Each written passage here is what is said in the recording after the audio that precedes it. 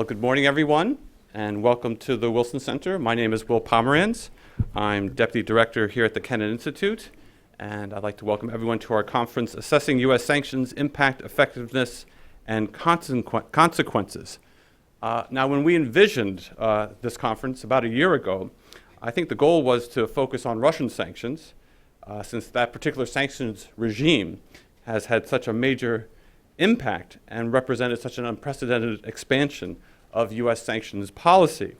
I don't think we realize that two other sanctions programs, Cuba and Iran, would also be in play when we envisioned this conference, therefore making the role of sanctions in U.S. foreign policy even that much more relevant. What we intend to do today is take a very broad view of sanctions. We want to begin with our first panel, which will explore the history of sanctions and ask the question what has and what has not worked. Then we'll look at the most recent incarnation of sanctions and the focus on smart sanctions in Russia and Iran, looking at them not just from a U.S. but also from a European perspective. At lunch, we are pleased to have Ambassador Daniel Fried join us as our keynote speaker, and he will discuss the U.S. government's perspective on Russian sanctions. And finally, we'll close with a look at sanctions and statecraft in the 21st century and how diplomats, government officials, and others view sanctions going forward. I think this is a very ambitious agenda, but one that I think everyone will benefit from and will be extremely informative.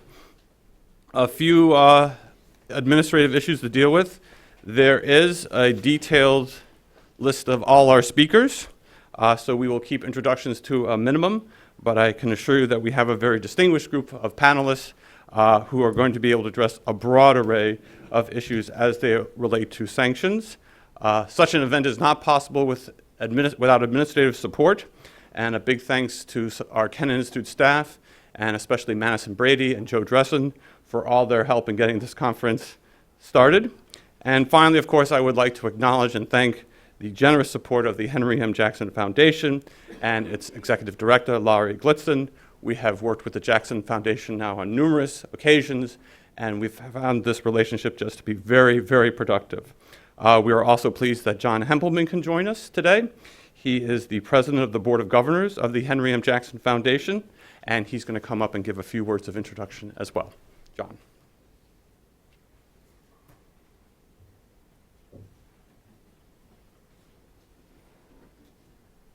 Well, good morning. On behalf of the Board of Governors of the Jackson Foundation and our Executive Director, Laura Glitzen, I too want to welcome you.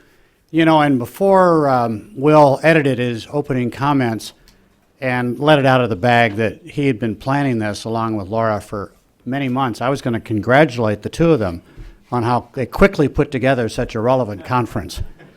It was remarkable. Last fall, we did a program with the National Bureau of Asian Research here, and it was on Chinese energy security. And, you know, we timed that perfectly because President Obama and President Xi had just announced that for the first time ever, China was going to cap its carbon emissions. And so people said, boy, you know how to time these things. I think it's good luck.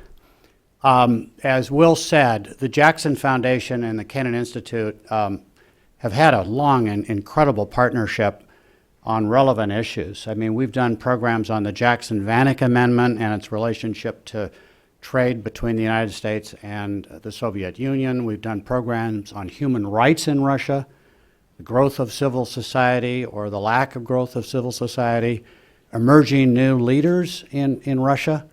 So we look forward to continuing this work with Will and his staff, with Joe and others, to continue to address these very relevant topics. I was fortunate to work for the senator in the 60s and a little bit in the 70s. And we formed this foundation after his untimely death in 1983 to continue to advance his legacy.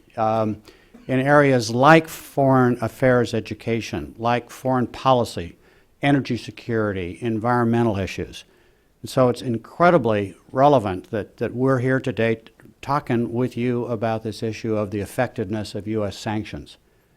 Many of you will remember that it was Scoop in the early 1970s, along with Charles Vanik from Cleveland, who created, and over the objection of President Nixon and Secretary of State Henry Kissinger, imposed the Jackson-Vanik Amendment on the Trade Act of 1974. And it was one of the first times in American history that we ever explicitly linked our trade and economic policies with issues that were not directly related to trade and economic policy. In that case, it was human rights. Today, we're going to be talking about linking our trade and finance and other economic tools to achieving other foreign policy objectives. And so the senator believed in what we're talking about today. And, as a result of that Jackson-Vanik Amendment, almost 2 million Russian Jews, Catholics, Orthodox Christians were able to freely emigrate out of the Soviet Union. So it's a great legacy. This issue of the effectiveness of U.S. sanctions and where we go is extraordinarily relevant today. I'm personally looking forward to hearing, how it's developed and where we go with it. The pros and cons are there. This is a very interesting and I think wisely debated subject. So we're very happy to be part of this conference today, and we look forward to advancing the discussion here and in the future. So thank you for coming. And the first panel is going to come up, led by the Jackson Foundation Executive Director, Laura Eglitzen. So panel members.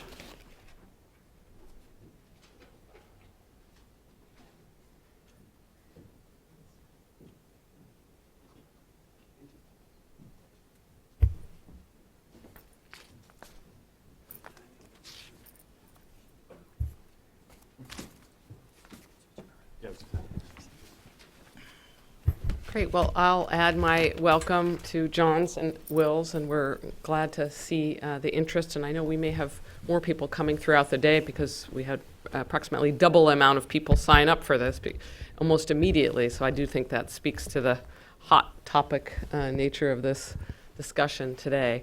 Well, as Will said, the point of this first panel is really to have an opportunity to, in a certain sense, put some facts and research on the table from the point of view of the Academy, although all three of our panelists today are, I think, deeply entrenched in both the policy world and the academic world. So I think we're really going to benefit. Instead of just having a conversation about the pros and cons of sanctions, we're really going to talk about what has worked in the past and what are the relevant research and reflections on some of the really pivotal moments in the past, and so I'm excited about that. I think we'll just take this in the order that we have it on the panel, and I'll be quite brief in introducing our illustrious panelists.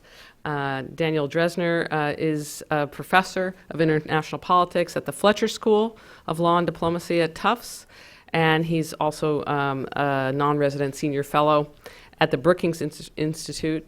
I was impressed with all the many press pieces that I found when I was Googling you, and you've certainly been a major contributor to the discussion on this issue. So, Dan, why don't we turn to you first to start us off? I like the idea that was the way you framed it. I think that's the polite way. The impolite way is saying, I write a lot, and I could probably write shorter and better. So I do thank you for the kind way of spinning that. Thank you very much to the Wilson Center and the Kennan Center for having me here. I was told I could either speak here or in the podium, so I'm going to set precedent and speak here because it's much a little easier.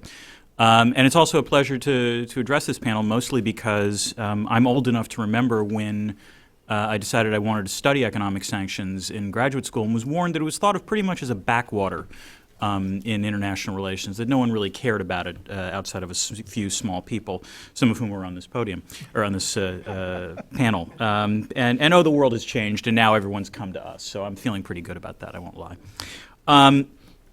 we live in some ways in the golden age of economic statecraft in terms of its application and both its study. In terms of actual economic statecraft, countries like China and Russia are now beginning to gear up and actively using their own measures to try to coerce both allies and adversaries to get what they want. But truthfully, this pales besides the degree of U.S. activism when it comes to economic statecraft. I quickly scanned the OFAC website this morning, and there are approximately 20 different sanctions regimes that have been modified or instituted in the last year.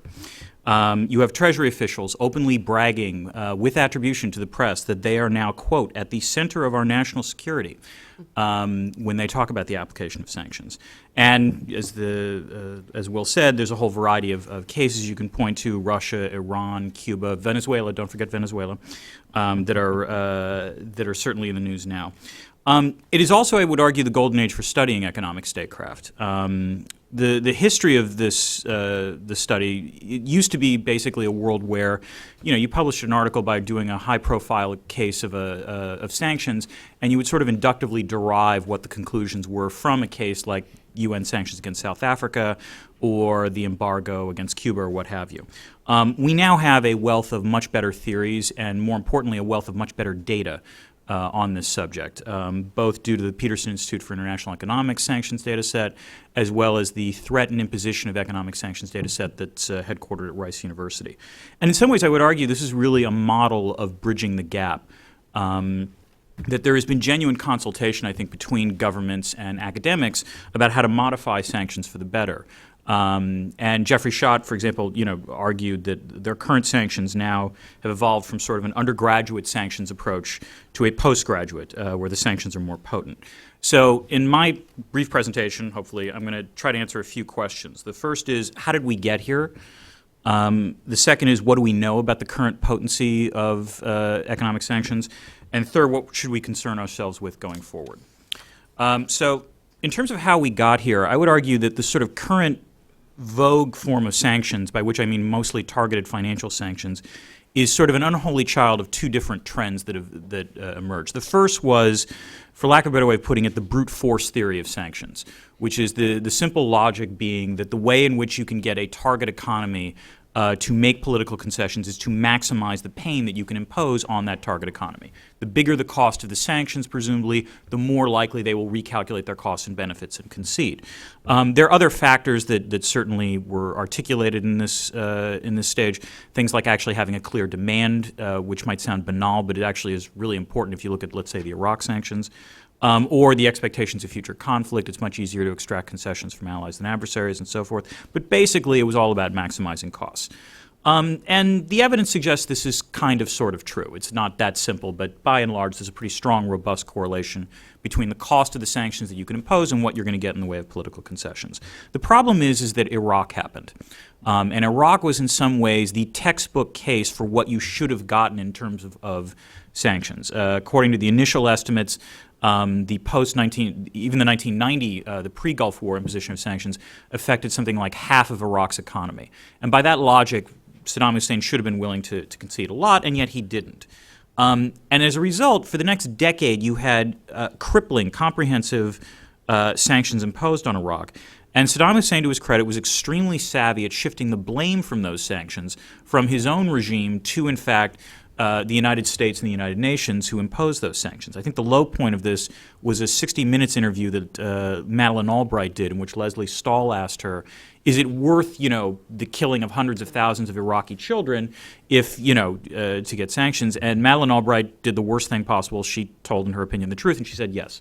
That was not the right answer. The humanitarian impact was absolutely devastating. It alienated other UN Security Council members. And it was also the fact that those sanctions imposed a lot of negative externalities beyond the humanitarian costs in Iraq. Namely, it fostered corruption both in Iraq and the United Nations and all the other neighboring countries. And it raised the point that even if you impose sanctions, even if they did impose significant costs on the target, if they endured for a long period of time, there were a lot of other negative policy externalities that came around. So the question was, what do you do then? And that was the evolution, and the person to my left played a significant role here, was the evolution of smart sanctions. And how can you oppose smart sanctions? because the alternative is that you're favoring dumb sanctions. It's a great term. But the idea of smart sanctions is that you refine what you are restricting in terms of economic exchange to hurt target elites far more than target populations. So you might sanction luxury goods, for example, because in the case of North Korea, I think there was a ban put on Courvoisier because it was known that the North Korean elite liked to drink that particular form of brandy. You impose travel bans because that would affect, let's say, the Haitian elite far more than the Haitian population. You imposed arms embargoes. And finally, you would impose financial sanctions. These all seemed, and the idea was that by hurting the elite rather than hurting the population, you would get, even more bang for less buck. The problem is that if you look at the aggregate data, most of these sanctions don't work terribly well. The brute force theory still kind of works. There is no doubt that these sanctions worked in the short term in alleviating humanitarian suffering. They did achieve that goal. But in some ways, a lot of these sanctions were designed to be implemented for a long time. I would argue that a lot of these smart sanctions were premised on the basis of this is just going to be a long-term policy where the target is not going to concede. And if the goal is to actually get target concessions, then you do want to potentially increase the costs. The one exception to that, and this arrives to where we are now, is targeted financial sanctions. And in some ways, while they have a long history, you can argue that the modern version of it started when the U.S. froze the assets of Banco Delta Asia in the North Korean case, and I believe it was 2006. And the North Koreans reacted very, very badly to that. But they suddenly were willing to talk about, maybe going back to negotiations so long as the assets were unfrozen. In some ways, targeted financial sanctions are like smart sanctions in that they're narrower in scope. And furthermore, rather than designed to sanction an entire country, they're very often sanctioning or targeting specific individuals or specific entities. So they are more narrow in scope. And in some ways, the market incentives work differently with targeted financial sanctions than they do with trade sanctions. The problem with trade sanctions, every time you impose them, is that what you are basically doing is outlawing what would otherwise be ordinary, perfectly legal market activity.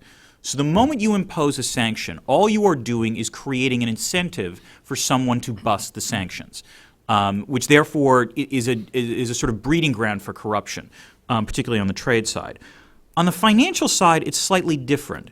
And the reason here has to do with the preeminence of U.S. capital markets and the preeminence of the U.S. dollar in the international financial system.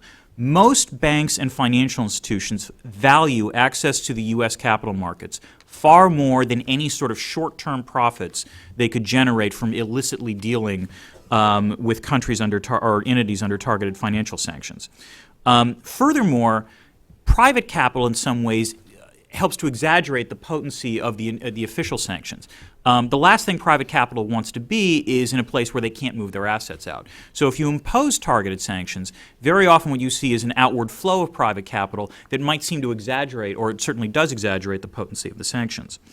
Which then leads to where we are now. So how well do they work? It is easy to argue that, in fact, they don't work very well at all. If you take a look at the cases. Russia is not getting out of Crimea anytime soon. Russia is not getting out of eastern Ukraine anytime soon, no matter what Vladimir Putin said this morning. Iran keeps hedging on the nuclear deal. At this point, I really don't know what their position is on it. And in some cases, I think particularly Venezuela, they seem to have legitimately backfired. That said, I would caution the following. One of the problems that people don't realize when you talk about what sanctions can do is that you also have to compare it to what you are asking the target country to do. And in these cases, what you are asking the target country to do in terms of political concessions are massive. You are either asking them to give up territory, to change their political regime, or to give up a nuclear program that they've invested decades worth of spending for. These sanctions are undoubtedly inflicting serious costs, but the ask that's being made is so large that in some ways you could have the best designed sanctions in the world, and they're not necessarily going to generate all that much. I think the Iran case is probably the most promising because it did demonstrate the extent to which the Iranian regime was at least prepared to negotiate in a way that they weren't necessarily before. And the costs do matter. In and of themselves. You can't just point to the costs and say, see, they've succeeded because they've inflicted costs. That's a really bad way of thinking about economic sanctions. But in some ways, another way to think about it is that sanctions aren't just a form of compellence. They're not just a way of trying to get a country that's done something that you don't want it to do to change their mind. They're also a form of deterrence. That if you impose sanctions against one country, against country A, it might convince country B, C, and D that maybe that policy route is not the wisest route to pursue. And indeed, in fact, this is actually a core element of the 2015 national security strategy. If you read what they say about sanctions, they explicitly say, that the use of targeted sanctions and other coercive measures are meant not only to uphold international norms, but to deter threats to stability and order at the regional level. So, given that, what are the concerns about targeted financial sanctions going forward? In some ways, this is both questions of policymakers and academics. I think the first question to ask is whether, in fact, this deterrent threat is real. What I just articulated makes intuitive sense, but we actually genuinely don't know. The research on this is only very nascent on whether or not imposing powerful sanctions against one country actually legitimately prevents that behavior from other countries. It's a very tough counterfactual to determine. There has been some initial research on both human rights and nonproliferation that suggests there is a deterrent effect, but I would like to see more work on this. The second question is whether targeted financial sanctions are actually smart. The extent to which, again, the appeal of targeted financial sanctions is that presumably they do impose costs on the elite without really burdening the population all that much. But in some ways, targeted financial sanctions are so new that we legitimately aren't sure if that's actually the case. And there are theoretical arguments in political science that would say that authoritarian regimes, if they lack access to cash, might simply turn to coercion or even double down on coercion as a way to stay in power while under the threat of sanctions. So there are ways in which these might be at least thought to be humanitarian, but in fact are not. The third question is, to what degree will learning take place? I think in a lot of the most recent cases of sanctions, Russia, Iran, and so forth, the targets have been legitimately surprised by the depth to which the sanctions have actually affected them. And I think in some cases, I think the U.S. government has also been surprised about the power of the sanctions. This matters because in some ways in political science, we like to theorize about rational actors and sort of, rational expectations. And in some ways, I think some of the potency of these sanctions has caught a lot of people by surprise. And one of the interesting questions is, going forward, will there be adaptation over time? In some ways, you might see more states being willing to acquiesce before sanctions are imposed, which is actually most likely when it's happened because they now recognize the true cost of targeted financial sanctions.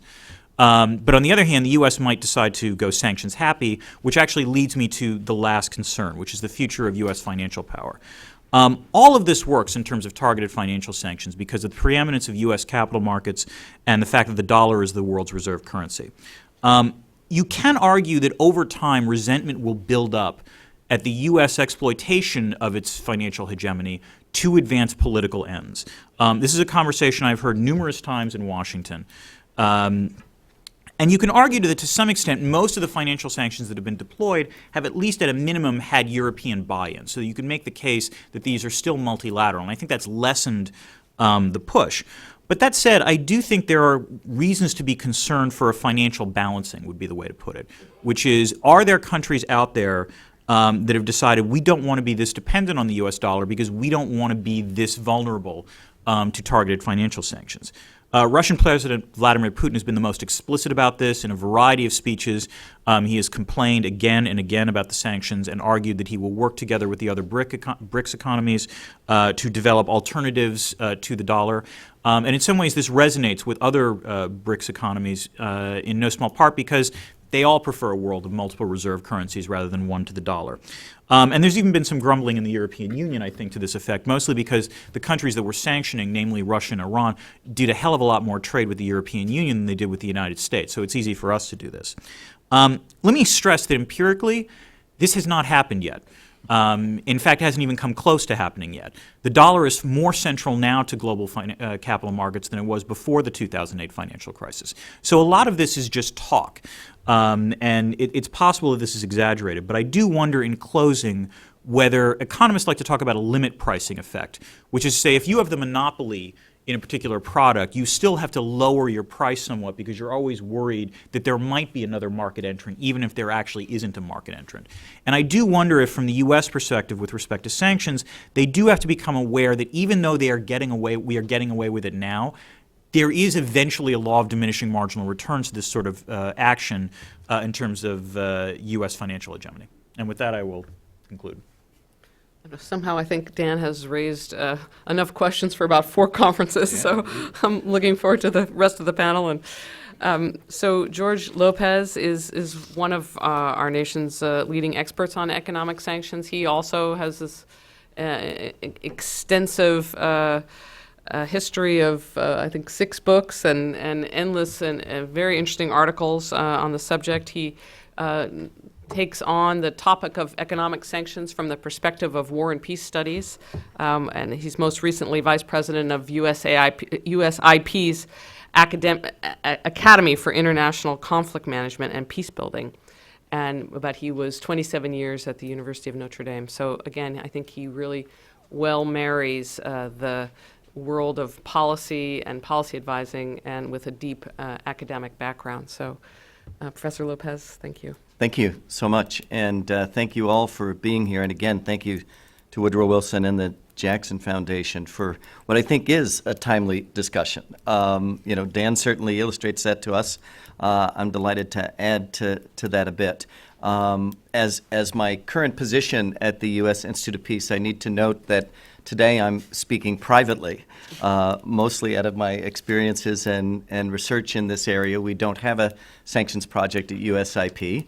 I can't say I haven't suggested one, but at the moment we don't have a sanctions project at USIP. But we think we try to do some other good work, and I'm delighted to be here. I think that I want to phrase a couple of things about contours. I want to share with Dan's perspective, a kind of balance between the empirical, the conceptual, and the policy, and then maybe go a little bit further, given the good ground he's covered, to raise some other questions for us today.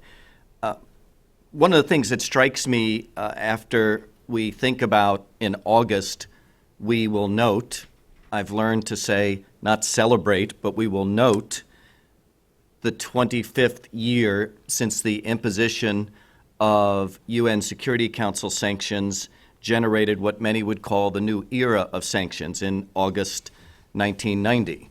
With the invasion of Kuwait by Iraq and the atmosphere of the post-Cold War still being defined, you had a period of remarkable agreement within the Security Council of the utility of this technique, which before in Security Council history had only been used kind of marginally to condemn Rhodesia in 1965 and the South African regime in 77. In 1990, not only the character of the discussion of sanctions and what should be done to both punish and then after the use of force following sanctions in 1991 to then dramatically restrict and constrain the weapons development in Iraq unleashed for many a new era. So Dan's comments about the marginalization and the small number of us then compared to where we are now is really striking, because we've followed world events and the utility or let's just say the willingness of policy people to continue to engage in refining sanctions and use them in multiple times is really striking, it seems to me. In the 25 years since that first imposition of sanctions by the United Nations Security Council, there have been a total of 23 cases. 16 of these sanctions regimes at the Security Council level still exist. The European Union moved into this area as a regional sanctioner to reinforce or act separately from the UN Security Council since 1985, 37 times. And when we think about the formation of the European Union actually in the 90s, we're looking at a concentrated set of sanctions that grow uniquely out of the Commonwealth shared policy. So it's one thing to get agreement of the P5 at the Security Council and then enough other states that are non-permanent members to be able to vote the sanctions. Quite different to get 26 nations to be able to sign off on something, and that is unique. Dan mentioned taking a look at the OFAC list. The webpage must have been burning this morning because I did the same thing. And in addition to the 20 most recently, the overall OFAC sanctioning in countries, or the financial sanctions program, is 52 different programs. But what's incredibly striking is they've now crossed the threshold of 10,000 governments, organizations, or individuals, if you put the discrete targets all together. It's also the case that the Directory of Defense Trade Controls in the U.S. State Department, beyond what OFAC has done has also restricted the flow of arms and its defense agreements to 12 separate countries. So that cumulative dynamic, especially if you add the entrance of the Africa Union, ECOWAS has provided sanctions against almost half of its members in the last decade, and almost all on the discrete issue of election violence, fomenting election violence, inappropriate transitions leading up to or following elections, or the denial of the rights of minorities. And so this world has become much more of a sanctioning world. I think for the first decade, 15, 17 years of this, the big question was always effectiveness. How do they work? And some of us would say, A, compared to what? And is that military force? What are the other tools in the toolbox you want to measure?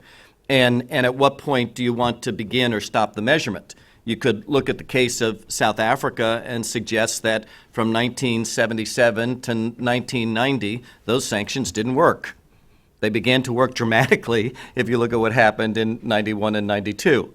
And I would make the case that the evidence suggests not so much that the sanctions brought the apartheid government to its knees, as much as in this dawn of financial sanctions, if you were a smart planner in the white minority government and you knew about your gold reserve and you knew about the coming restrictions on financial dimensions of life and your movement, your viability in that system, the last thing you wanted to do is to be restricted throughout the coming boom 90s from access to capital markets and being a major player in your continent and financial zones. So the sanctions worked in South Africa finally 1 year after 14 years of not working. That's not a good percentage for the number of times the sanctions work relative to their imposition. But the final outcome is what you wanted, even if it's not from the economic squeeze making them cry uncle. What they cried is, we'll exchange now minority rule for majority rule in order to be free to move in international capital markets and grow the economy. And that's what they were able to do. So it's interesting to talk about effectiveness. I think by about the beginning of the 2000s, most sanctions analysts and people in government were talking about impact. What do we want to look about impact of these sanctions? And when we look at the targeted measures, which include not only the financial that Dan has emphasized, but I would say restrictions on travel, restrictions on arms, aviation and diplomatic restrictions, which are different than the movement of persons. In some respects, they are more institutional. The combination of those things have for 60% of their time, been imposed against targets that are heavily involved in violent conflict. Particularly on the UN side, what we're trying to do is to have influence on the character of violent conflict. About 10% of the time, they've been against counterterrorism, these not surprisingly in a growth cycle since 2001, and also within the last decade, a strong push on nuclear non-proliferation sanctions, with Iraq, of course, being the outlier case. Another 10% or so for the support of democracy or the protection of human rights. What we see overall in this is that in terms of the issue area at stake, the degree of impact, if one of your impact variables is success, varies dramatically. We have been unable ever to change a regime because of its human rights record, or its disdain for democracy or fraudulent elections. Sanctions are not tied to regime change under any conditions, and their use for that particular purpose would seem to be ill-advised. On the other hand, sanctions are most successful, often at the about 30 to 35% level, for forcing a bargaining situation among parties engaged in ongoing violent conflict. And that bargaining dynamic and your ability to negotiate and mediate well the demise of a particular conflict, whether it be in Angola or in Congo, in which sanctions play a part alongside of major international mediation efforts or peacekeeping troops in the field, that's a stronger correlation. That's a stronger impact. We certainly haven't ended terrorism with the huge increase in counterterrorist sanctions, but in both the counterterrorism area and in the nuclear nonproliferation area, what you've done is constrained the growth, the movement, the pace of access to resources in order to permit a political climate that may also, along with military and other particular tools, be able to achieve the policy goals we want. Dan mentioned two excellent data sources that we use in the social sciences. We're about to see the premiere of a third, and that is the data source from the Targeted Sanctions Consortium based jointly out of Brown University and the Graduate Institute of Geneva. And I've been fortunate to be a part of some of that work. And we've done some interesting refinements looking particularly at targeted sanctions within the UN case. We're not looking at US and EU sanctions. But what we were able to do in that case was to look at the 23 cases of sanctions and say, look, let's actually look at the number of times the Security Council adjusts and changes the sanctions, and rather than having 23 cases, you wind up with 63 discrete episodes. And you can ask questions about the impact of those particular episodes over time. There's bad news and good news. Bad news if you're a scholar looking for higher rates of effectiveness. In fact, those of us who for a long time went around and said, well, 33% of the time, if you're a baseball player and you hit 333, you're a gazillionaire. Well, fortunately, we're in an era where if you're a baseball player who hits 220, you're also a millionaire. So I can, with some degree of cushion, say that the 22% pure effectiveness rate that we found in the Targeted Sanctions Consortium is a sobering decline in what we would call strict effectiveness, but we think we've been able to develop more discrete measures of impact over time. The most disturbing dynamic of the impact, it seems to me, may be highlighted by the wonderful, intense case study of the Balkans by Peter Andreas at Brown, is that now 2 out of every 3 times where the UN has imposed very tight, comprehensive, in the early 90s, or more recently, strict targeted sanctions, 2/3 of the time at the end of sanctions, what you're left with is greater degrees of international criminal networks, illicit flows. In other words, the sanctions busters win. And whether we're looking at Liberia coming off sanctions or we're looking at any number of possibilities of sanctions reductions, even with Iran, when you've been reasonably successful in constraining shipping, arms, in financial sanctions, changing the nature of the way banks operate, somebody's going to fill that void.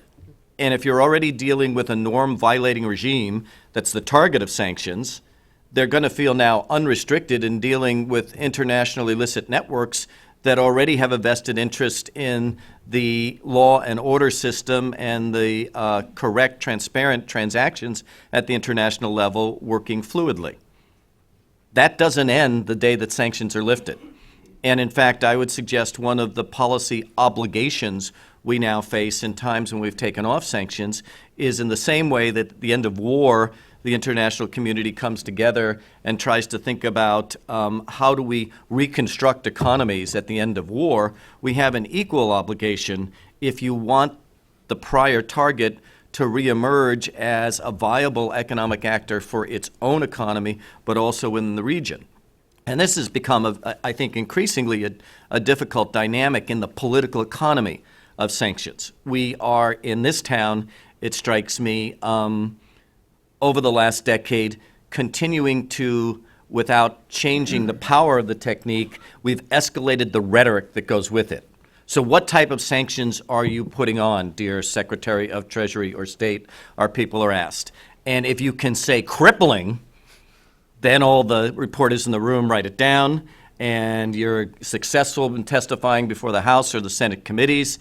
The more frequent the Department of Treasury can announce new sanctions, the more you can at least talk about the potential for crippling sanctions. The dilemma is, if you do get to the bargaining table, as we are with Iran, and begin to try to think about that very important leverage point that's unique to sanctions, it's when you can promise to take them off. It's an important leverage point for further political and diplomatic concessions. You can take off the sanctions, but you can't quickly undo the economic impact. In fact, if you talk to good Treasury officials who I think used and developed this technique very efficiently, They say when we go after the banks and when we went after the Medibank in Iran, it wasn't just about restricting their access and the access of others to exchanges with them, so we would limit the financing they provided to shipping companies that moved oil or that illicitly moved potential parts for missile technology. What you enjoyed doing is casting what's called a chilly climate over the resort to Iranian banks in the entire Mediterranean region. And knowing what we know about the way that financial markets readjust themselves, all banking financial actors who wanted to stay legitimate, either by being on the dollar, as Dan has noted, or by just continuing to enjoy a very favorable climate for the use of their own investment funds, do we think that the day after a nuclear agreement might be signed and there's all the good photo ops and the handshakings and the promise of increased cooperation, do we think that banks in Lebanon are going to change their behavior? No. They're going to wait 2, 3, 4 years. So how does an economy, whether it was Yugoslavia in the 90s or whether it's Iran in the forthcoming months, how do you recover from these crippling sanctions, which have been so successful at the economic level, but don't have a way to go to neutral and then reverse? And does the international community, in a sense, have an obligation about this? Another impact of sanctions, I think, that's very, very critical is that almost half the time when the target has been an authoritarian regime, you go through a period where you strengthen the authoritarian rule. In the 90s and early 2000s, we called this the ability of a strong-arm leader to engage in a rally-round-the-flag effect. Milosevic could jump on the soapbox and say, I told you the West is entirely against us. Look what they've done. And it's the Bosnians' fault. Okay? And he was able to use that in very, very important ways to sustain a coalition to do terrible things. The dynamic that I think is more frequent now is the ability that an authoritarian regime has for changing the microdynamics of its economy, for protecting its own elite and isolating it more than other areas of the economy from the effects of the targeted financial sanctions. If there's one interesting thing I hope we talk about during the day in looking at the Russian sanctions, it's not only how some of them were caught by, as Dan said, the scope and the depth of some of these sanctions and affected their own companies and lives, but also now what's their mindset about the future? What's their mindset about recovery? Is there a point at which they themselves will go the route of their authoritarian leader and say, you know, keep punching me because now it doesn't hurt anymore. Now I'm just going to have to adapt. And now I'm actually going to have to get stricter in this trickle-down economy that's essentially corrupt to start with, in which I restrict now the folks in my patronage system and I continue to garner the few reserves that are left.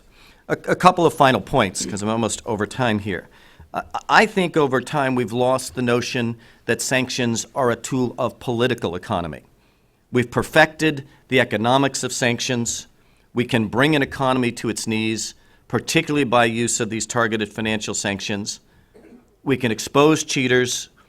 A joint dynamic between the UN, regional powers, and selected others can really change the economic life of a set of targets and a country within 3 to 6 months. But what we've not adapted is the refinements in the political opportunities and maybe even obligations that go along with that. When Courtwright and I did our study of the first 14 UN Security Council sanctions in 2000, we gave success or relative to 10 of the 14. And an aspect of the 10 of the 14 was they all led to a set of summits or bargained agreements with the target, where part of the bargaining arrangement was the politics of sanctions meant that you wouldn't achieve all the goals that the sanctions had set out to do. But the sanctions set you up for a point at which you could get some concessions you couldn't otherwise. You accepted that agreement and you marched on. So, for example, it'd be interesting to take a poll in this room by the end of the day. If you could bring Putin to the table tomorrow and he'd say, Uncle, Uncle, Uncle, okay, you got me. I'm out of eastern Ukraine. Take off the sanctions. How many people would say in a bargain structured agreement, that's good enough? Or will we have a political position that says, no, no, no, no, eastern Ukraine and Crimea. No budge on Crimea, no movement of sanctions.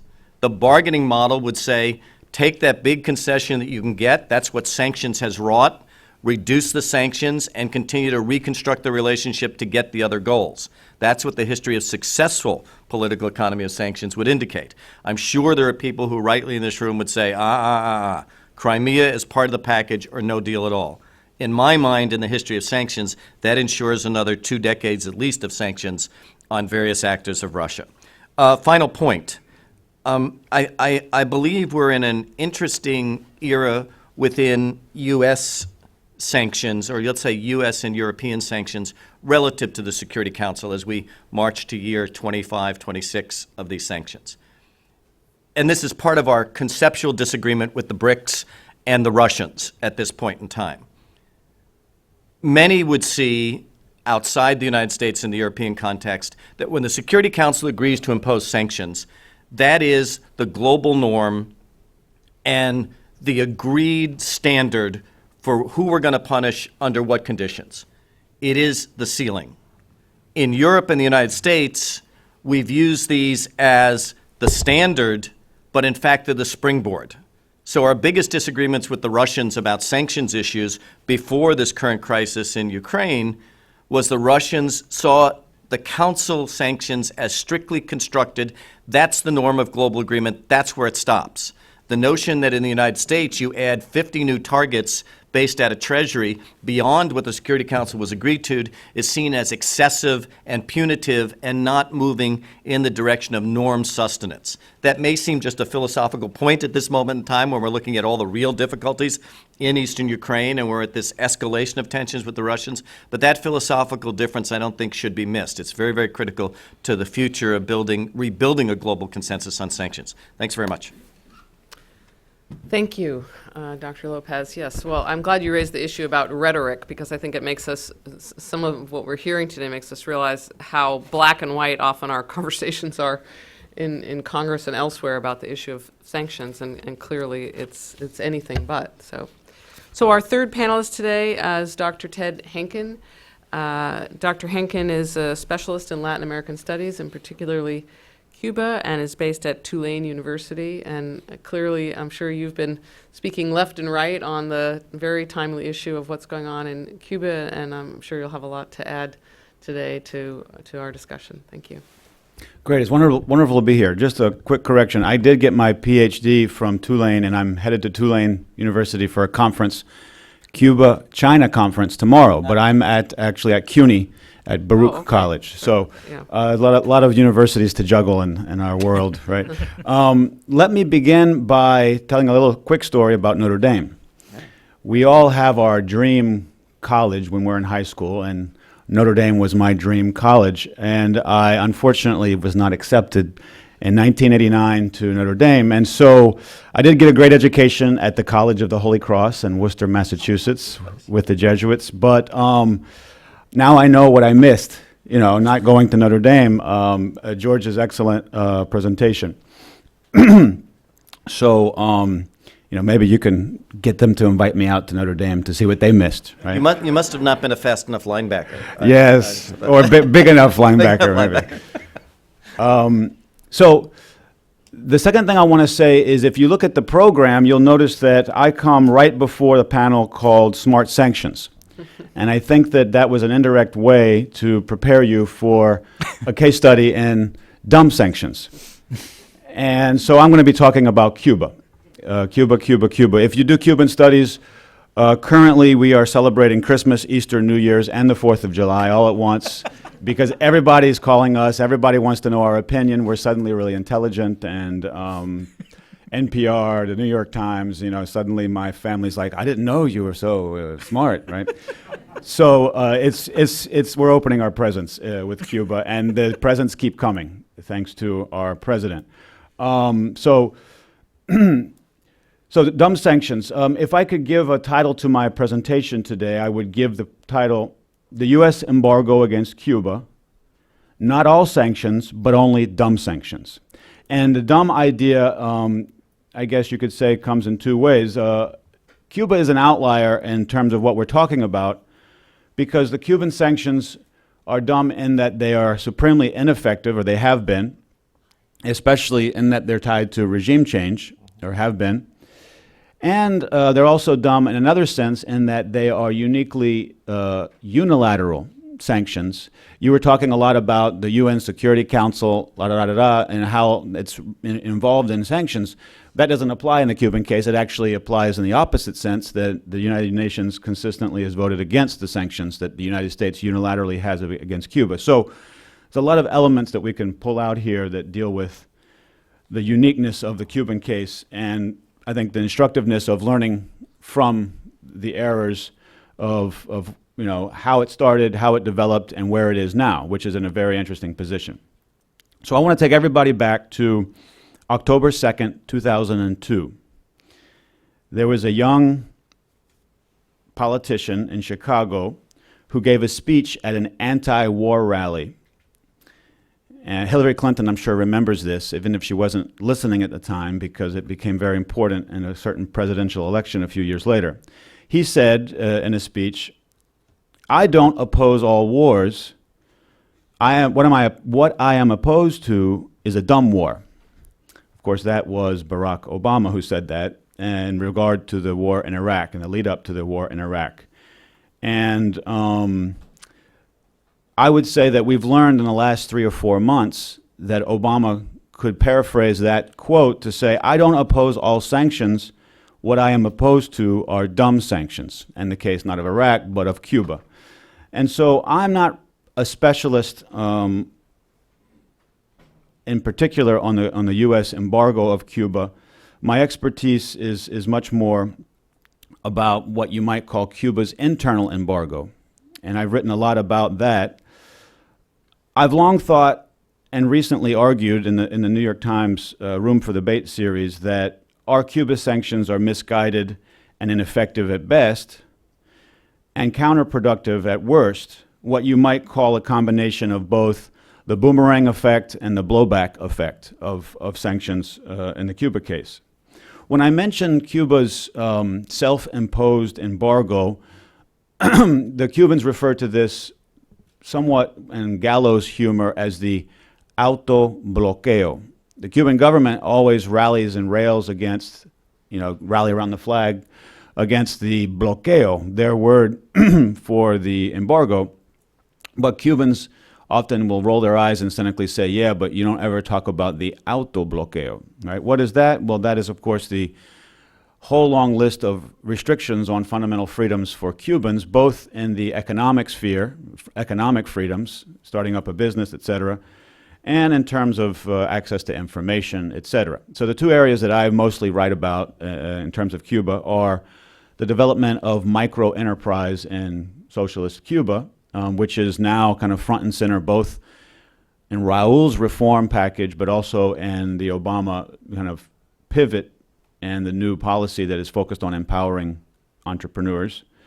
And then Cuban media and the internet, especially what we call the blogosfera cubana, the Cuban blogosphere, the use of social media, blogs, independent digital media, and that is kind of growing also. So a quick advertisement, I have a couple things up here that I can give out to anyone, or you can just grab them, that have to do with some of those topics. I just published a book with Archibald Ritter, who's a Canadian economist, that's called Entrepreneurial Cuba, The Changing Policy Landscape. And so in terms of the shift of our policy towards Cuba, it often looks at things already happening in Cuba to encourage, incentivize, or empower, either engaging with the government or engaging with Cubans on the island.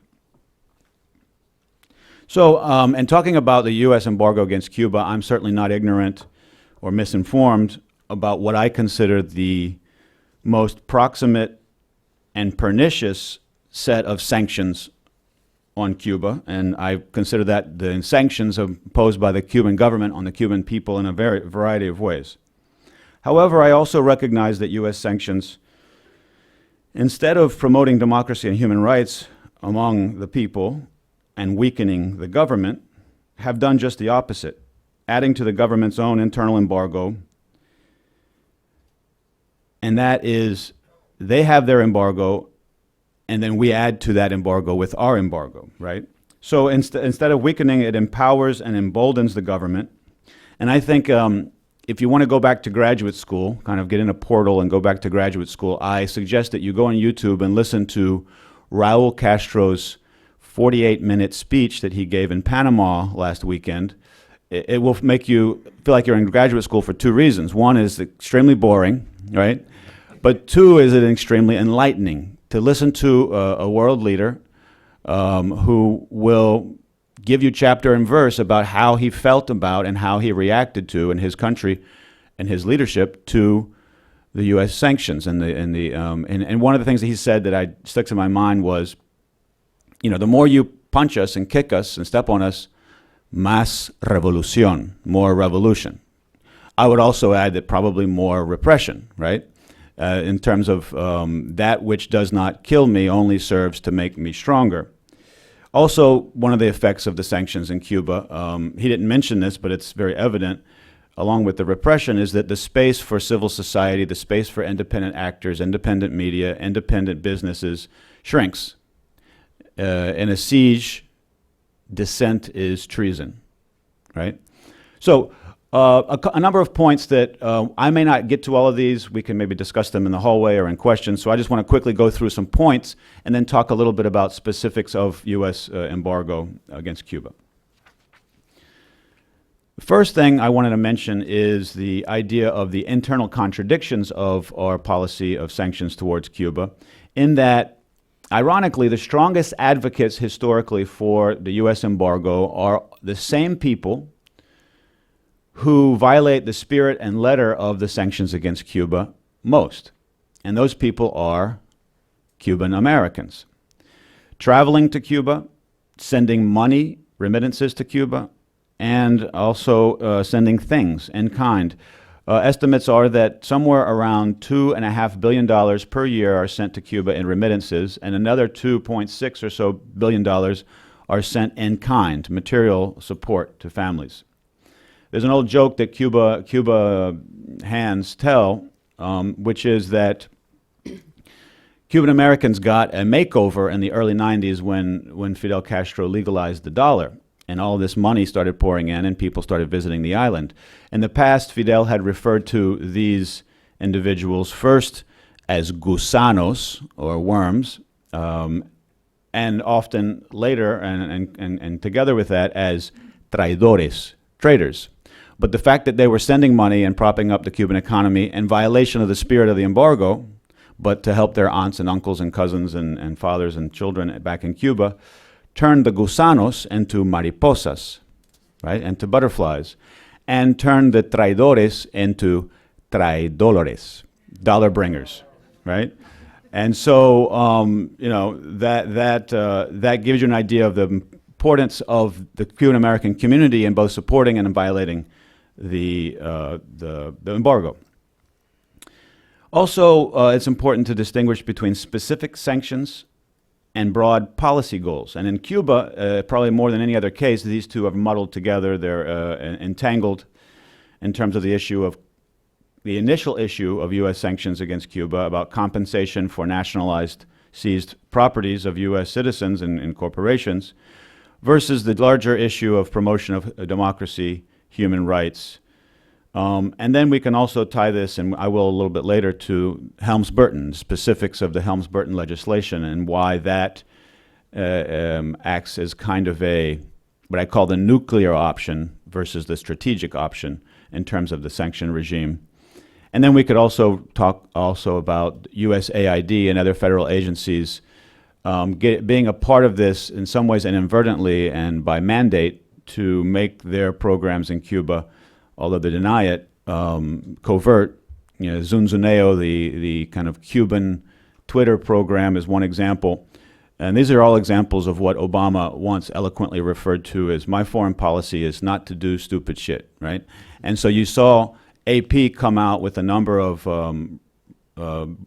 investigative pieces over the last year, 2014, about the muddling of specific sanctions and broad policy goals and how it affects the different tools in our toolbox about how to deal with Cuba.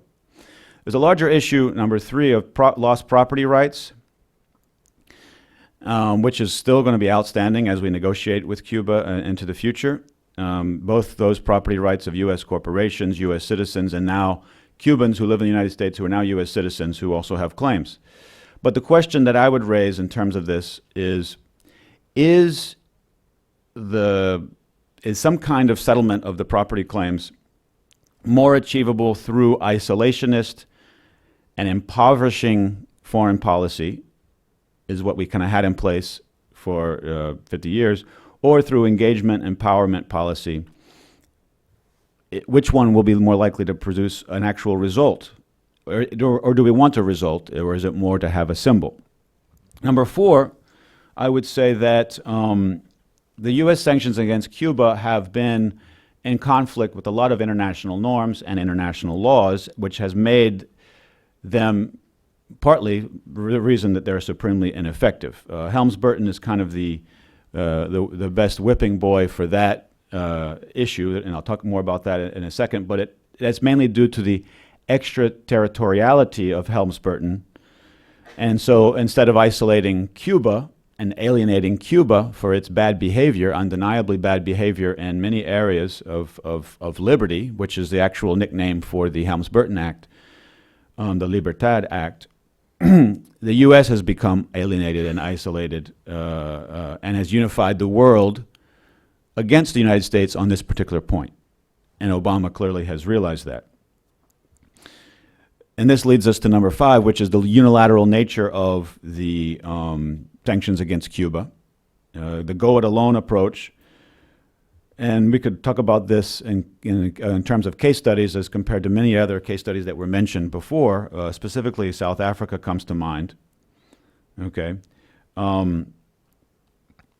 Remember that Obama he found his voice as a public speaker, if you read his autobiography, when he spoke publicly at a rally, I think it was Occidental College, about the divestment campaign and supporting the divestment campaign in South Africa. That was where he kind of said, wow, people listen to me when I talk in public. I'm going to go into public office or something like that, right? The last issue is a very important one in Cuba, and we heard a little bit about this in the previous 2 presentations, and it has to do with how external sanctions, if they don't work, they backfire, and they are used to justify what I called before the internal embargo. There's a famous, I think it was St. Ignatius of Loyola, my Holy Cross education coming through here, who said this, but I actually learned this saying in Cuba because everybody knows it. En una plaza sitiada, la disidencia es traición. Right? In a place under siege, dissidence is treason. And this is actually, for many years, was written in large, bold letters on the street, on a fence or on a wall, across the street from the home of the brave human rights activist, now late brave human rights activist, Osvaldo Payá. The government had put it up there, graffitied it up there across from his house, reminding him that he thought he was a dissident, but the government considered him a traitor because of U.S. foreign policy, right? So what I'd like to do now is move a little bit more towards the specific cases of the sanctions history and issues in Cuba. All right? So in the Cuban case, you can kind of get an idea of 2 ideal types of sanctions regimes. You have the strategic option, which has precise achievable goals and a fixed target. Right? And this would be based on the idea that the perfect is the enemy of the good. And this goes back to your point about negotiating, getting a deal versus getting the whole deal or a perfect deal, right? And so that actually was the beginning of U.S. sanctions in Cuba. There were very specific goals in mind, and we didn't get them, but those were the goals in the original in the 60s with the sanctions.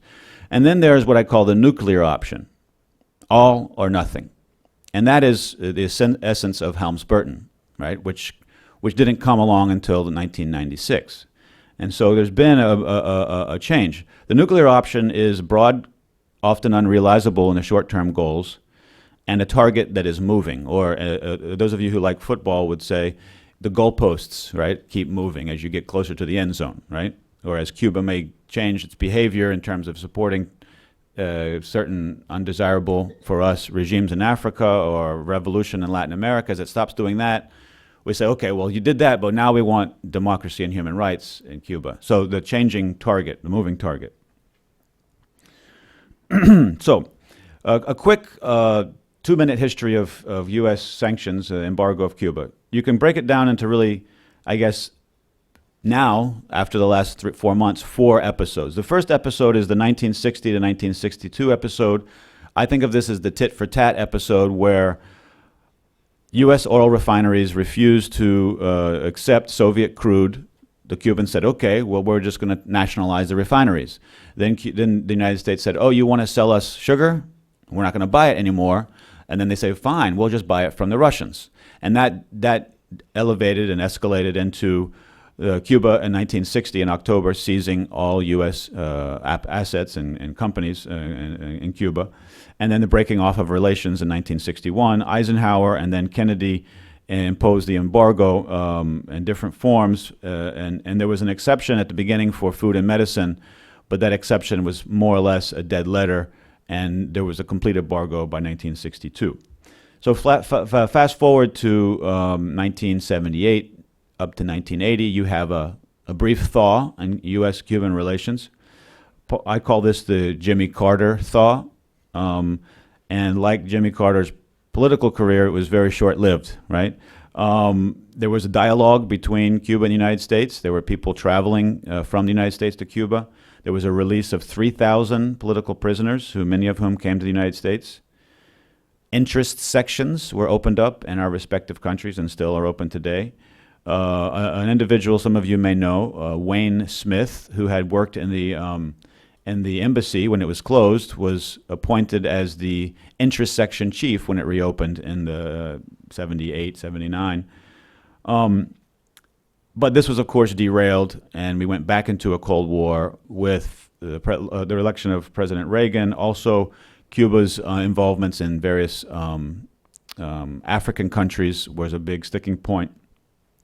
So then fast forward to 1992-96. 92 was the Cuban Democracy Act, also known as the Torricelli Law, and then 1996, in conjunction with the shoot down of the Brothers to the Rescue planes, we have the Helms-Burton Act, also known, I mentioned before, as the Libertad Act.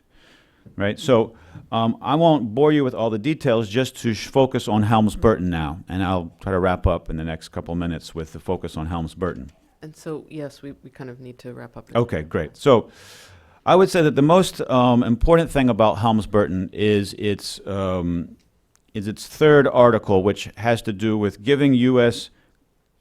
Companies the right to sue third countries who, quote unquote, traffic in confiscated property. So that's a key element that leads to the broad rejection of these measures around the world and isolates the United States in terms of trying to get buy-in and multilateral elements to back this up. So to sum up and conclude, I would say that the idea behind Helms-Burton, and this has continued until the reversal, the pivot that we saw in December and still goes on today, is that there was kind of a dream scenario that would happen with Helms-Burton. The world would come together and support multilateral sanctions against Cuba, partly because if they didn't, we could sue them, right?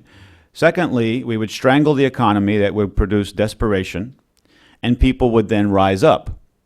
Well, what actually happened is that people didn't rise up except for very briefly in 1994, and instead they rose up and they got on a raft or an airplane and they came to the United States. So they emigrated because, ironically, we also have a law called the Cuban Adjustment Act, popularly known as the wet foot, dry foot, that let them come to the United States and acted as a safety valve. What else happened is that the Cuban government expertly used Helms-Burton and has over the last 20 years as a whipping boy, right? No space for dissent internally, and it's a scapegoat for the failures of the regime. And finally, I would say that the all-or-nothing element to Helms-Burton has made it particularly unsuccessful and dumb, in that it does not allow any change in U.S. sanctions from the executive branch, which is supposed to control foreign policy because it's now a law, but also it doesn't allow that because in the law it says specifically that no Castros can be in the government, and there has to be a freely elected democratic government before the sanctions are lifted. So it straitjackets the United States to respond in any kind of intelligent, measured way to changes on the island. So I'll end there. Thank you very much. Thank you. Thank you, Dr. Hinken, and thank you to the panel. Well, I want to open it up to questions, although I'm struck by a few things, Dr. Hinken, that you said that I think seem so relevant to, all of our understanding of, for example, what's going on in Russia today, which in a siege, dissent is treason. And also, the more you kick us and punch us, in Russia it wouldn't be masse révolution, but certainly that seems to be the Putin outlook. So I guess I would just ask the first question, which is, are symbols important? And I know that you're all studying the economic sanctions, and you're talking about the difference between having impact and providing a symbol, but does a symbol in the case of outlier regimes uphold some sort of a standard of norms for these outlier regimes and for our society? Okay, I'll take a swing. In some ways, that's the Marco Rubio question. If you hear Marco, Thanks for that, yeah. well, no, it is, because if you've heard Rubio's speeches with respect to the opening to Cuba since the Obama administration announced it, he'll make a feint towards claiming the sanctions were just about to work in the 51st year, really. But that's not really going to. I think even he knows that's not true. The argument he's actually made, I think, boils down to we should sanction Cuba because we can, because it is a country that, as you said, is a nasty piece. The regime is a nasty piece of work in numerous different ways, and since it doesn't hurt us that much, maybe we can set up Cuba as an example. There are a few problems with this, namely that. For that to work, it can't just be a single symbol. You actually have to do this frequently enough so that you're never going to have perfect consistency on this, at which point I have to say the word Saudi Arabia. But Or China, right? But that said, you actually, you need to have a policy that says, yeah, you know what, more often than not, if it's a really serious problem, this is the route we will go. And so there are, but in some ways I think the other thing I would say is that symbols are incredibly important, which is why it's taken God knows how long to lift these sanctions against Cuba.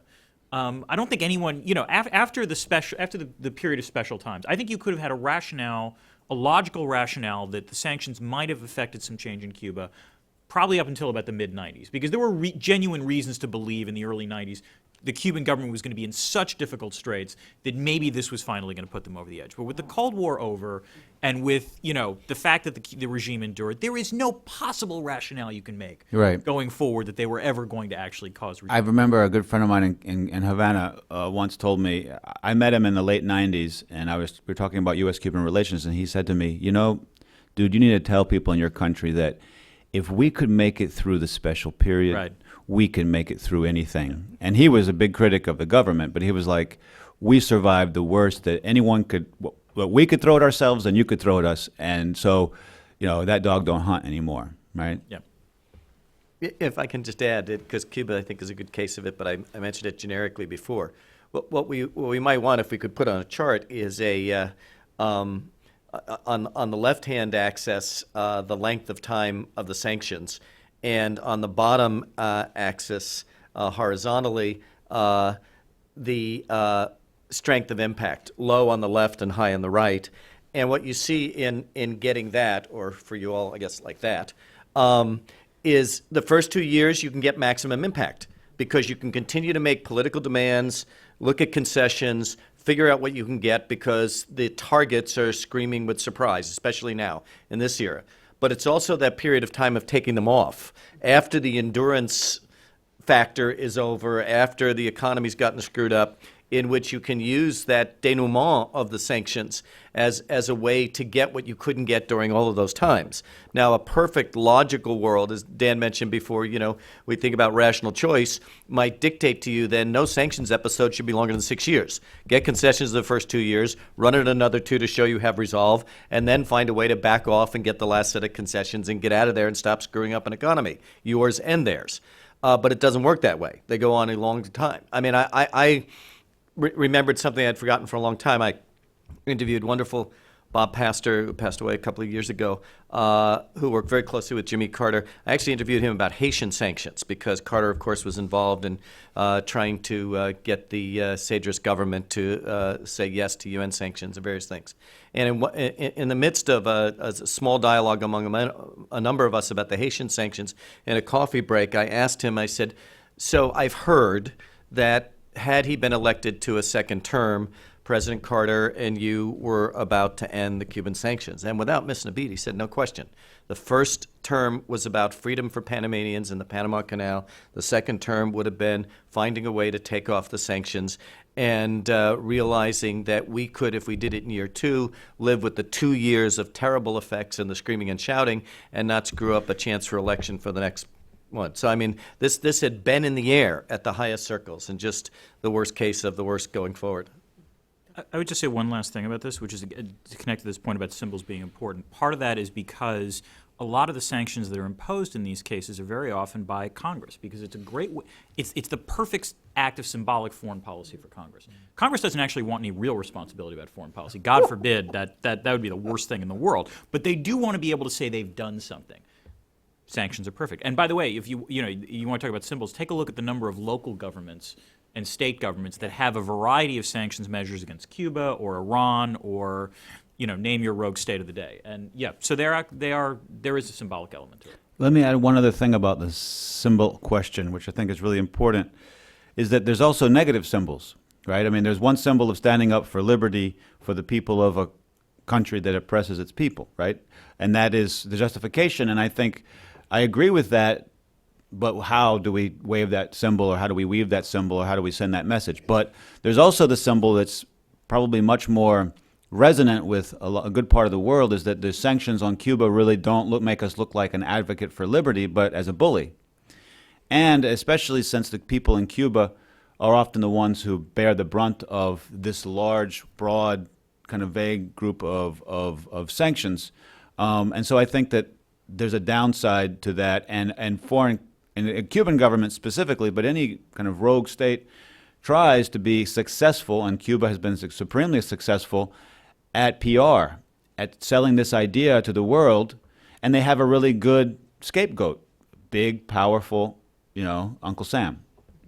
Well, as a Russianist, I can't help but add, when you get into this thing of symbols and sanctions, I mean, with the Jackson-Vanik Amendment, instituted in 1975, and then after the end of the Soviet Union in 1991, there's the Jackson-Vanik continued on until just a few years ago, and numerous successive presidents tried to waive it, but because of the importance of the symbol and because of the direction of the Russian regime, that was impossible. So it's difficult to move these things. Well, let's open it up to the audience.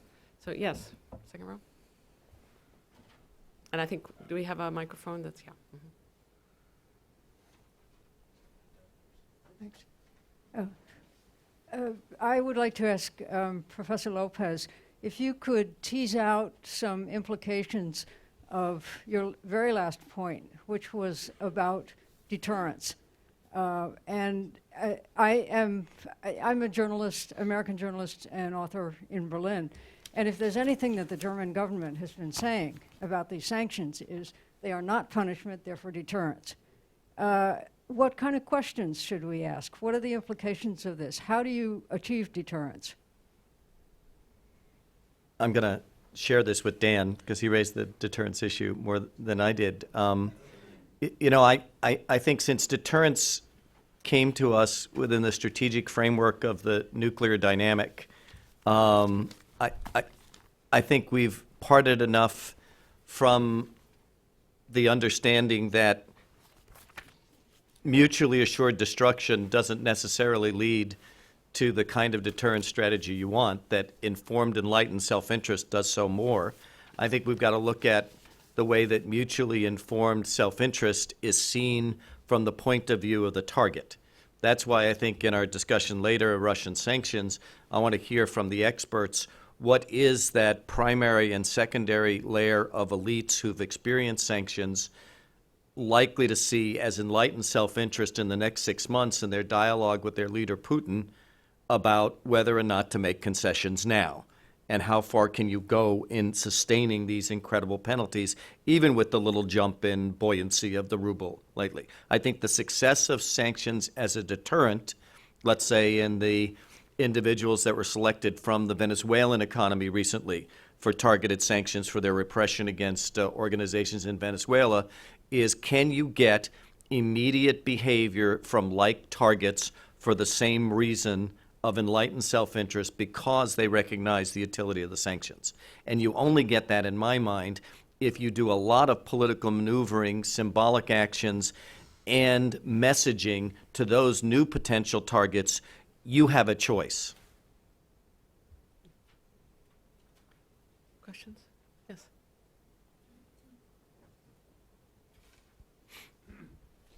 Patrick Clausen from the Washington Institute for Near East Policy. Two questions. First, I'd be interested in hearing if there's been much research about the interaction between targeted financial sanctions and the ubiquitous anti-money laundering, counterterrorism financing restrictions.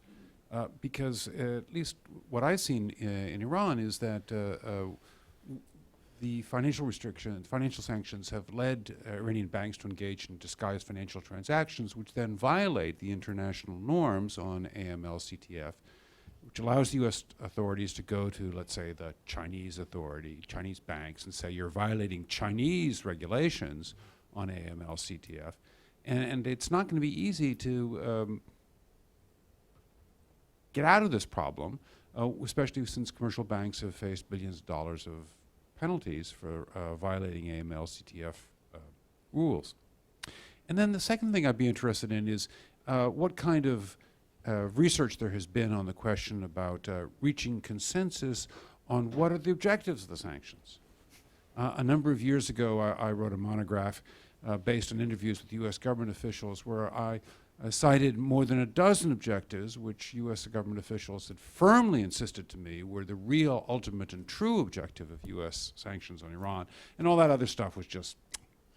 and so the conclusion that I came to is that there was no process in the United States for reaching a consensus on why we're imposing these sanctions, and that different bureaucratic actors had very different ideas of what was the objective here. And as a result, would judge the effectiveness of the sanctions very differently. Thank you. By the way, on regard to Cuba, I would just argue that for 30 years, our Cuban sanctions had nothing to do with Cuba.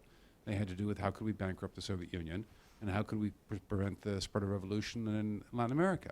And on that basis, I heard many people in that time period hold forth on how effective the sanctions in Cuba were. Good perspective. I'll say a few things on this because I would argue in some ways, that, first of all, because I worked on the anti-money laundering stuff when I was at the Treasury Department for a while. And in some ways, I would argue that the sort of birth of targeted financial sanctions emerged from the success of some of the anti-money laundering regimes that were set up in the late 1990s and early 2000s. That I think that, again, the Treasury Department was legitimately surprised in the development of the FATF-40, the sort of blacklist that they developed for the Financial Action Task Force, the extent to which the threat of even mild financial sanctions really did cause a lot of countries to sort of snap to and install, more vigorous AML practices. Whether or not that actually worked is another question entirely, but they genuinely were surprised at the power and the potency of this sort of thing. And so I think in some ways, ironically, that led to, I think, more enthusiasm for targeted financial sanctions. Whether that will then lead to more financial corruption, I think on the one hand it does. I don't deny that. But as I said in my presentation, I think the financial corruption is less problematic than the corruption that is generally imposed from trade embargoes. If for no other reason that the U.S. government, in some ways, it could theoretically be win-win for the Treasury Department, because if the Treasury Department catches banks engaging in this sort of stuff, they'll just fine them. fine them up to billions of dollars. So in some ways, it's a double. I think they think of the sanctions, financial sanctions, as potentially a double deterrent. They can deter, or they can try to compel the target economy, but they're also trying to compel banks to obey these sorts of measures. And in terms of consensus on objectives of sanctions, as I said, it's almost a banal point. Anytime I talk about this, I always feel like this is the most banal observation to make, but it's also the most important. You are never going to be able to have sanctions work unless you actually articulate what the clear quid pro quo is going to be. Which sounds like it's like international relations 101, and yet there are numerous cases where, in fact, it was not obvious what the United States or the United Nations was asking when it imposed the sanctions. I mean, you could look at the text, but it just did not match the political rhetoric. And I think we're seeing this now with the way in which the Iran deal is being negotiated. In some ways, it also complicates the fact that you can talk about instances where we tend to think about it in terms of a dyad. We think there's a sender, there's a target, sanctions have been imposed. But if you take a look at the U.S. and Iran, for example, sanctions have been imposed for multiple different reasons. And so as a result, the question is, what will the sanctions, if there is a deal, which sanctions will that remove, but which ones will it not remove? And in all likelihood, what will it cause Congress to act actually more vigorously on? I think on the one hand, it's sort of obvious, but it's a really important point. I completely agree with your observation there. And it becomes even more dynamic in peeling back the sanctions when you've imposed sanctions for, let's say, attempting to acquire and build a nuclear weapon, and then later for violations of agreements that might be made for inspections as to whether or not you're building a nuclear weapon. Because you can always keep on the violations dynamic or the nebulousness of violations in replace of the other one. And that's why the target's always going to feel, this piling on. The best example, for those who are interested in this, about a year ago, the International Crisis Group issued a report on U.S. and UN sanctions on Iran and the multi-layers of these and how difficult it will be, and reminded everyone, don't forget, there's still frozen assets from 1979, and nothing in the current dialogue deals with that at all either. And so there could be a desanctioning cottage industry developing very, very soon, in which I suspect good, smart international financial lawyers on each side are going to make a lot of money taking these apart for the next half decade at least. I would add that's a big issue, obviously, with the Cuba negotiations, with the seized properties, et cetera. Just in response to your point, very quickly, I really like that perspective, and that's not one that I had. I thought you were going to say that the real reason for the sanctions doesn't have to do with Cuba; it has to do with Florida, right? Because in the Cuba case, you have a third part of this, dyad. It's a triad because you have the domestic lobby and the domestic influence, and the fact that Florida is, the Cuban Americans are a swing vote in a swing state in presidential elections, which makes foreign policy towards Cuba a lot more like domestic policy, to get presidential election candidates elected. Okay. Yes, third row. Samar Chatterjee, Safe Foundation. Based on all three presentations, it appears to me one of the conclusions that we have overlooked and you have no representation on, that U.S. sanctions really do not work. And my example is the sanctions that U.S. put on India, and it didn't work, and India made sure during the period when Are you talking about the non-proliferation ones? Yes. Okay, sorry. Right. Started end of 70s or early 80s. My position was, at the time, Mr. Reagan used to call Soviet Union the evil empire. The thing in India, they used to say, well, Soviet Union may be evil empire, but evil, according to Bible, is everybody is evil because they are sinners. But whereas India is dealing with a bigger problem, which is the devil's empire, which is the United States, and which was putting sanctions arbitrarily, capriciously, and so on. So therefore, I think it is better, in my opinion, for the United States to consider not putting either unilateral or getting these colonial powers of Europe, like Britain, France, and so on, which follow pretty much the United States blindly in anything and everything, including sanctions. So I mean, why do this mockery when you can directly negotiate? Like, for example, sanctions on Russia. Anybody with any sense would know that it is not going to work. Only if Russia really works against this sanction, Iran would become like another India because with the nuclear weapons and protected by Russia. You know, I think that raises the issue of, let's look at the cases where U.S. or U.S. and other power coalitions have been able to successfully either denuclearize existing nuclear powers or persuade states on the threshold to not move forward. And it's more often because of incentives and intense political dialogue and promises about regional security and often non-aggression than it is about sanctioning. I mean, if you look at where Argentina and Brazil were and the Tlatelolco Treaty and things of this nature, the ability to even have for a small period of time the denuclearization in Libya, a lot of this was related to incentivizing, which is always the flip side of sanctioning. Yeah, but it's a little bit about sanctioning, in the non-proliferation case, and it's also. I feel very strange about this because when I was doing my first work, the conventional wisdom about sanctions was that they never worked. Mm-hmm. You know, they were totally useless, and my argument was no, they can actually work under particular specified circumstances, and so I was seen then as a sanction optimist.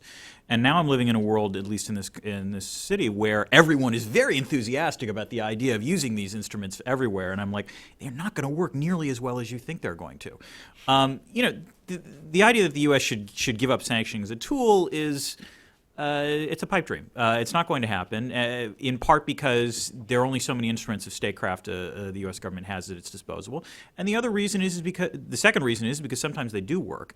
You know, if you take a look at the ties data set, for example, you know, there's evidence that they generate at least partial concessions about 50% of the time. That's a much better track record than most other sort of policy instruments.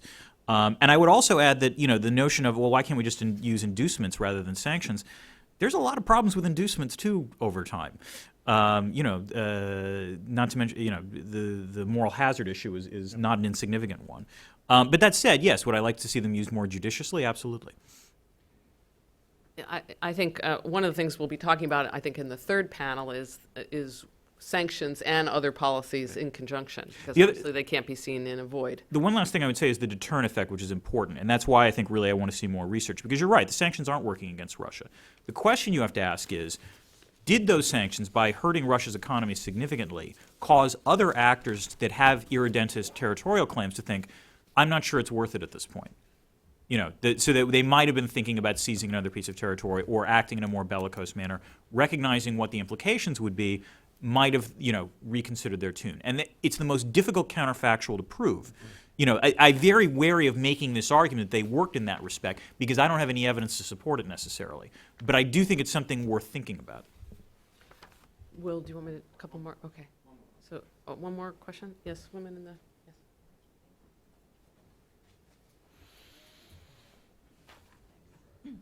yes. Audrey Alstead from the Kennan Institute Wilson Center.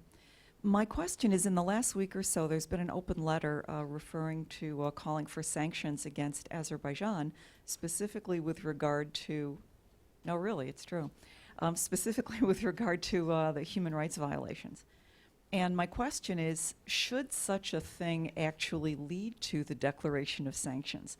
Within the context of your historical vision about this, what do you think are the likelihood that this would actually be effective? What kinds of earlier cases do we have that might shed light on whether this would be effective if there were to be sanctions for this reason against Azerbaijan?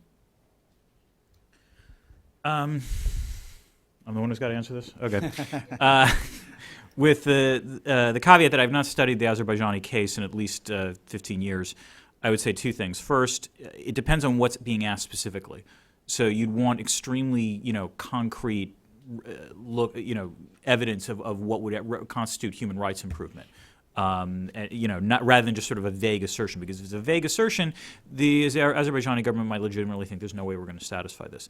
The second thing is that if I were recommending on U.S. policy on this, I would want a very long and drawn-out steps before you actually impose the sanctions. And the reason is because generally speaking, the most successful cases of economic coercion are the ones that are never actually imposed. they end at the threat stage. And that's good for both the sender and the target. It's good because the sanctions are never imposed, so we don't have to deal with the corruption issue. It's also good because the moment you impose sanctions, you are raising the audience cost, the cost of backing down to both the sender and the target. So the moment these sanctions are imposed, the likelihood of their success goes down. Let me piggyback on that, if I might. In terms of the long historical dynamic, here you'd have to have a sober assessment of what does that do to the ongoing conflicts with Armenia, and this being a zone of former Soviet concern given where we are. All of those things ought to weigh very, very heavily. Having said that, I think that pushes you in the direction of being cautious. On the other hand, in both the Venezuelan case and this case, what we're starting to see is a new aggressiveness on the part of Western states for cracking down on perpetrators of human rights violations when you're worried about the potential for larger escalation of that repression.